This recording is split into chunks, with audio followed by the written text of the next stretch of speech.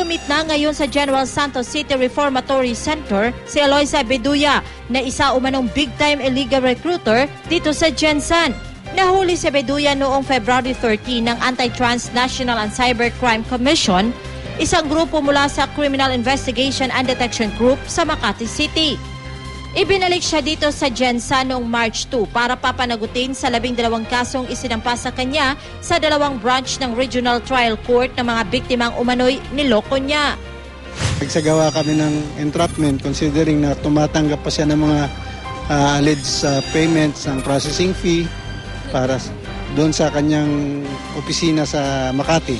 Divine Hope Consultancy Services ang kumpanyang dala ni Beduya, kung saan nag-aalok ito ng tourist visa para sa mga gustong mag-abroad sa Singapore, New Zealand, Canada, Australia at USA. Di bababa sa 100,000 piso umano ang nakukuha ni Beduya mula sa kanya mga aplikante. At sa dami nito, umaabot na umano sa milyon-milyong halaga ang nakuha ng suspect. Isa sa mga nabiktima umano si Josephine Hamad. Ayon sa kanya, magaling umanong mangumbinsi ang suspect. Sa amo, ma'am, do, na ibalik yun na ang kwarta sa amo. Dako kayong halaga na kuha sa amo. Ang pinakamalaki is sa akin. Dahil 3 kami sa family, I paid her 530,000. Inisyuhan niya ako ng cheque nung sinabi kong mag-withdraw na ako. Todo tanggi naman ang suspect sa mga aligasyong ibinabato sa kanya.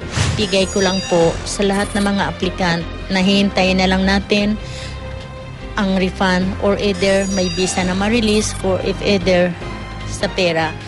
Actually, wala akong hawak na pera dahil yung mga ibinabayad ninyo ay ipinadala talaga yon with the document.